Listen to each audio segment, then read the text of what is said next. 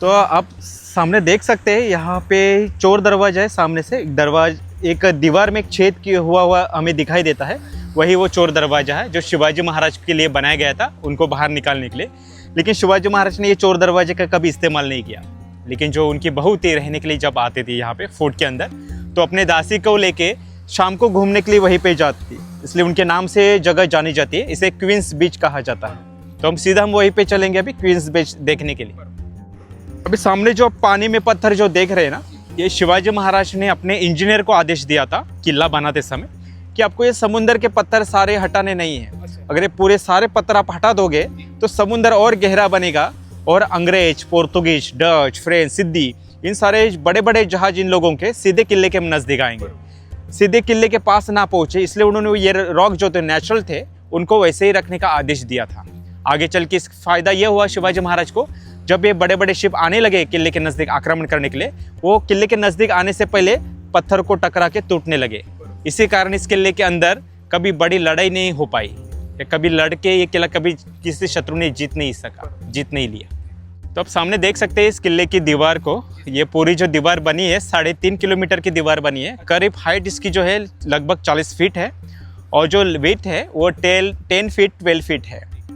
ये सारे आइलैंड के पत्थर को काट के ये पूरी किले की दीवार उस समय बनाई गई थी चूने से, और फाउंडेशन जो है शीशा से मतलब लीड से बनाया गया था। तो ये पूरी दीवार यहाँ से आप देख सकते हैं। तो इसे 3.5 किलोमीटर में पूरी दीवार बनाई गई थी। और जैसा आपने बताया कि ये जिग-जैग है ताकि हाँ, वो गिरे नहीं। हाँ, समुंदर के लहरों से दीवार ना गिरे। लहरों का फोर्स को डिवाइड करने के लिए पूरी उन्होंने दीवार टेढ़ी मेढ़ी बनाई गई थी। तो ये वो चोर दरवाजा है जो शिवाजी महाराज के लिए बनाया गया था। तो आप सामने देख सकते हैं जहाँ पे हम अभी आए हैं, ये पूरी जो जगह है ये उस समय की ट्रेनिंग सेंटर की जगह थी।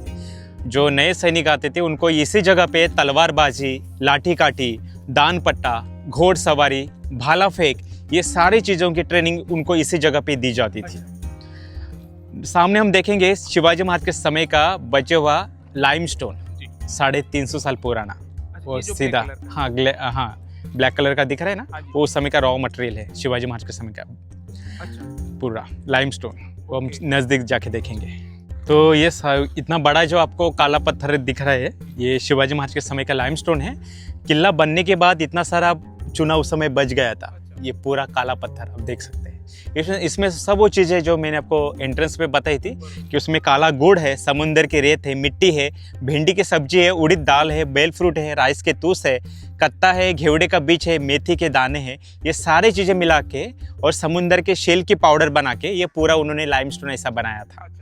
जितना चाहे उतना वो निकाल के उन्होंने ये दीवार बनाई थी। लास्ट में इतना सारा बच गया था चूना। तो सर इस दीवारों के पत्थर के बीच जो पेस्ट लगा हुआ है, हाँ, ये वही वाला है। अच्छा। ये इतना सारा बच गया था उस समय किला बनने के बाद। ये 350 साल तक यहीं पे टिका है, बचा है इतना। और ये दीवार 350 साल पहले ही बनी है। बिल्कुल। अभी भी देख सकते हैं कहीं से भी कुछ निकला नहीं है सर। और मतलब इतनी हाइट में भी है दीवार और इतनी लंबी चौड़ी 3.5 किलोमीटर की दीवार है। हाँ सर। बट फिर भी एज इट इज टिकी। हाँ, टिकी हुई है सर। कहीं से भी कुछ नहीं निकला है सर। तो अब सामने जो आप पत्थर देख रहे हैं इस किले के अंदर के, ये पूरा एक आइलैंड था जो रॉकी आइलैंड उस समय बन गया था। कहा जाता है करीब 70,000 करोड़ साल पहले इस अरब समुंदर में ज्वालामुखी फटा था, और ज्वालामुखी फटने के बाद उसका जो लावा बाहर निकला था उसके ये पत्थर बने थे। और शिवाजी महाराज ने किला बनाने के लिए दूर से कहा इसे पत्थर ना लाके उन्होंने इसे आइलैंड को काट के पूरे किले की ये दीवारें बनाई थी, जो आप सामने दीवार का पत्थर भी देख सकते हैं। लेकिन इन पत्थरों को काटना, तराशना इतना ईजी नहीं था शिवाजी महाराज के लिए। तो इन पत्थरों को काटा कैसे होगा शिवाजी महाराज ने, तराशा कैसे होगा? तो शिवाजी महाराज का एक टेक्निक था।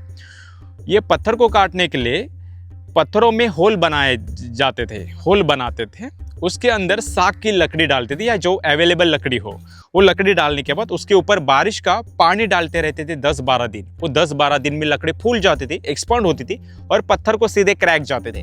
क्रैक जाने के बाद वो पत्थर सेपरेट होते थे और पत्थर तोड़ने वाले लोग होते थे जो पत्थर छहीनी हथौड़े से पत्थर को शेप देते थे स्क्वायर में, और ऐसे पत्थर यूज करके उन्होंने पूरे किले की दीवार बनाई थी।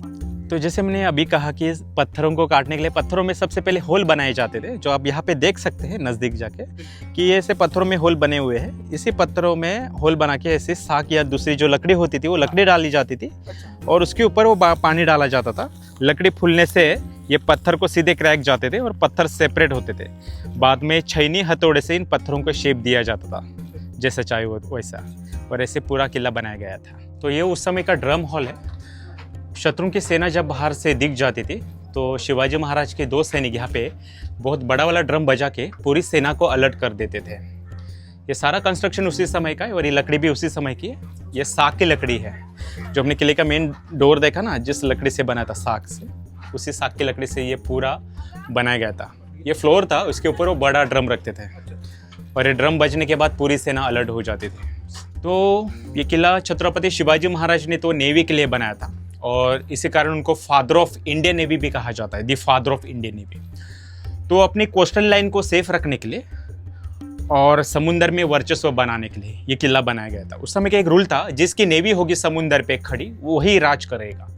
हमारे कंट्री में सबसे पहले आए थे वास्को दी गामा। 1498 में केरल पहुंचे थे वास्को दी गामा। उसके बाद डच, फ्रेंच, सिद्दी, ब्रिटिश, ये सारे बिजनेस के लिए इंडिया में आए गए थे और उस समय अलग अलग जगह पे राज करते थे क्योंकि उनके पास स्ट्रॉन्ग नेवी थी। लेकिन हमारे पास उस समय इंडियंस के पास स्ट्रॉन्ग नेवी नहीं थी। चौल साम्राज्य जो था, चौला साम्राज्य 1000 साल पहले, उस समय हमारी नेवी थी, लेकिन वो खत्म हो गए थे। उसको बाद में छत्रपति शिवाजी महाराज ने रीबिल्ड किया या फिर से नया बनाया।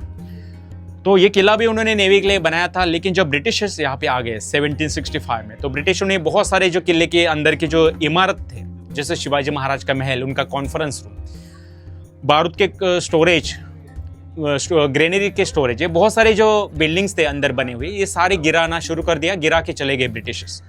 ब्रिटिशों का मेन मकसद था कि शिवाजी महाराज की जो हिस्ट्री है या मराठों की हिस्ट्री है, ये आगे की जनरेशन फॉलो ना करे। हिस्ट्री को मिटाने के लिए उन्होंने बहुत सारे किले भी डिस्ट्रॉय कर दिए। अगर आप महाराष्ट्र घूमते हैं तो महाराष्ट्र में आपको बहुत सारे किले ऐसे टूटे फूटे दिखाई देंगे, जो ब्रिटिशों ने पूरे किलों की वाट लगा दिया, पूरे किलों को तहस नहस कर दिया था ताकि हिस्ट्री आगे की जनरेशन फॉलो ना करे। तो ये जो मराठा थे, ये मराठा केवल महाराष्ट्र तक सीमित नहीं रहते, तो ये मराठा पहुंचे थे अफगानिस्तान तक। मराठों का एक किला अफगानिस्तान में आज भी है जिसका नाम है अटक। अटक तक मराठों ने अपना भगवा लहराया था। लेकिन मराठा एक लड़ाई हार गए थे, पानीपत 3rd वॉर, अहमद शाह अब्दाली से। अहमद शाह अब्दाली जब अफगानिस्तान से आया था, अगर वो मराठा लड़ाई जीत जाते पानीपत की 1761 की, तो आज भी पूरे इंडिया में मराठों का राज होता। ना ही ये पाकिस्तान अफगानिस्तान या पाकिस्तान बांग्लादेश का बंटवारा होता, ना ही ब्रिटिशर्स 150-200 साल राज कर पाते इंडिया पे। यह अखंड भारत होता अगर मराठा पानीपत की लड़ाई जीत जाते।